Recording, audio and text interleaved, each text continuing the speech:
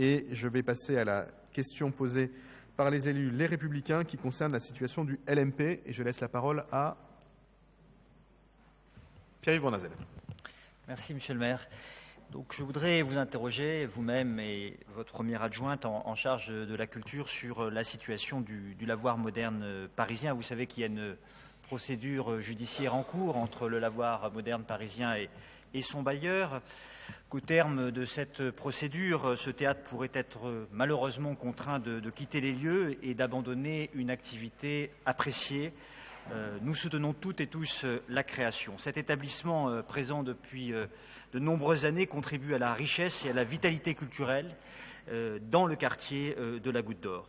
Je voudrais, au travers de cette question, saluer l'enthousiasme, la volonté, la détermination de l'association qui en assure la gestion et saluer aussi tous les habitants et les artistes qui se mobilisent pour le lavoir moderne parisien.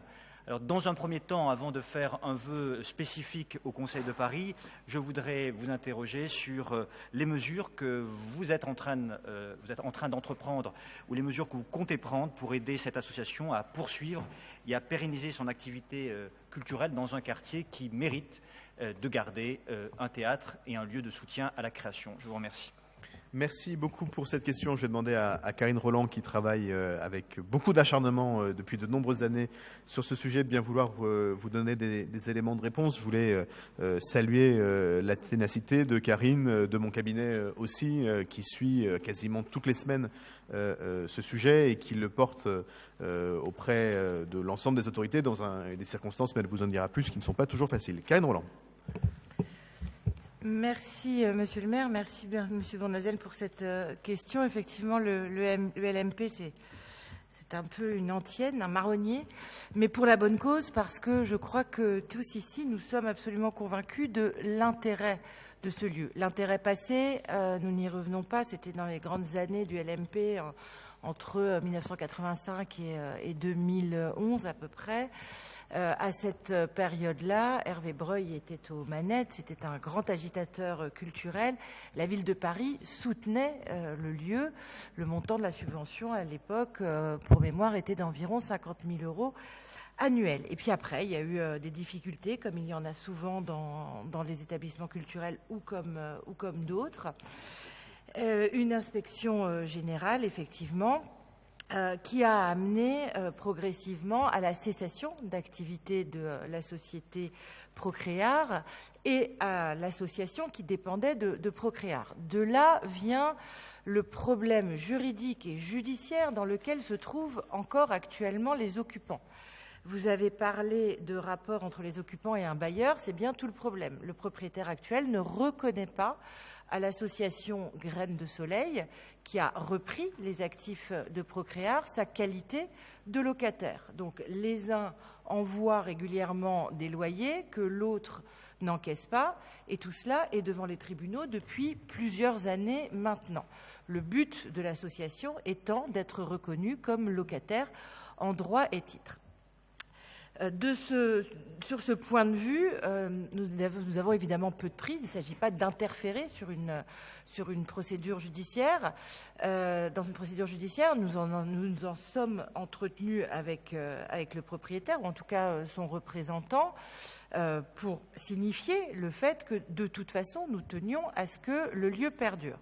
Donc sur ce point, pas d'inquiétude, je dirais. Le lieu perdurera. Par 2 fois, la ville de Paris a fait jouer ce qu'on appelle l'ordonnance de 1945, qui protège la destination de spectacles vivants d'un lieu lorsqu'elle y existe déjà. Donc une première fois, Bertrand Delanoë à l'époque et Daniel Vaillant avaient écrit à Frédéric Mitterrand, ministre de la Culture. Puis l'opération a été réitérée par les mêmes au niveau de la ville de Paris auprès d'Aurélie Filippetti. Donc, faisant totalement fi de toute appartenance ou préférence politique, il s'agit de bien dire et redire que, quoi qu'il arrive, l'activité de spectacle vivant sera protégée, la ville y tiendra. Ce qui ne veut pas dire que la salle ne pourrait pas être détruite. Et c'est là-dessus que la ville est intervenue pour la dernière fois en direction du propriétaire, c'était en 2016, lorsque lui a été refusé le permis de construire qu'il avait déposé. qui visait à détruire la salle existante, qui n'est pas protégeable au niveau à part entière en tant que monument historique, mais dont nombreux sont ceux qui s'accordent à dire qu'elle a un intérêt au-delà de l'affectif par rapport à tout ce qui s'y est passé. C'est une belle salle. Bref. Donc, procédure judiciaire toujours en cours. 2, l'ordonnance de 1945 à laquelle la ville s'attache. Les choses évoluent un peu, je dirais, je l'espère, ces derniers temps, du fait, vous l'avez mentionné, de l'arrivée d'une nouvelle équipe. C'est un duo qui a repris les rênes du LMP, mené par Johanna Boutet et Julien Favard. Ce qu'ils ont fait de nouveau, c'est qu'ils s'entourent de compétences qu'ils n'avaient pas auparavant. Donc ils sont dans une démarche de solidification, de nouvelles propositions. Vous le savez, vous y étiez représentés, ils ont mis en place un comité de pilotage qui s'est réuni pour la première fois en mars. Nous y étions aussi, bien évidemment. Et je dirais que cette démarche semble tendre à rassurer le propriétaire. On n'a pas d'informations directes là-dessus, mais en tout cas, on espère que ça va dans le bon sens. Pour appuyer ce tandem qui agit dans le cadre de Graines de Soleil. Tout ça est un peu compliqué, mais le nouveau duo s'inscrit dans les pas des activités de Graines de Soleil à la Goutte d'Or, menées par Alit Tamer. Ce que l'on fait, ce que l'on n'a pas arrêté de faire, c'est solliciter le propriétaire pour mettre tout le monde autour de la table, lui redire notre attachement à ce qu'un projet pérenne et ambitieux revoit le jour à la Goutte d'Or, bien évidemment. Et puis, ce que l'on peut faire aussi, c'est continuer de soutenir l'association via les subventions qui vont d'ores et déjà à Graines de Soleil. Donc, c'est en cours d'instruction pour 2018. L'association a fléché l'ensemble de ses activités, dont notamment un festival au féminin organisé de longue date à la Goutte d'Or, donc a fléché toutes ses activités sur le LMP. C'est en cours d'instruction à la direction des affaires culturelles. Mais en tout cas, nous observons les évolutions récentes avec intérêt, et plus que cela, on a reçu bien évidemment c'est très artistique comme accompagnement. On a reçu bien évidemment le nouveau tandem à la tête du LMP. On a reçu aussi un certain nombre d'émissaires. On a entendu pas mal d'initiatives qui ont pu se manifester autour de la nouvelle vie du LMP, parfois bienvenue, parfois tournant un peu à la manipulation.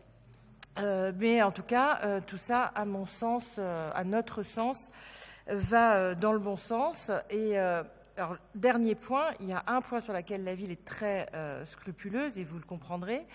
Les lieux ont fait l'objet d'un contrôle de sécurité, dont ils n'ont pas encore eu les résultats. C'était fin janvier. Nous attendons tout cela avec vigilance, parce que selon les conclusions qui seront données, eh bien, ils auront plus ou moins de facilité à déployer les activités dont je parlais, sous l'égide de Graines de Soleil, là-bas ou pas. Merci beaucoup pour toutes ces informations précises. Chacun ici est, je le sais, attaché au LMP et essaye de faire au mieux pour les aider. Je pense que l'ensemble des bonnes volontés est utile, indispensable même. Encore faut-il qu'elles soient coordonnées. Et donc, je suggère aux uns et aux autres que chacun, évidemment librement, je pense aux élus, mais à tous ceux qui sont aussi dans la vie locale, et que chacun cherche à s'informer des initiatives qui sont prises les uns par les autres pour être sûr que nous ne soyons pas contre-productifs. Ce qui peut arriver, surtout sur des sujets aussi complexes que celui du LMP avec une histoire aussi longue.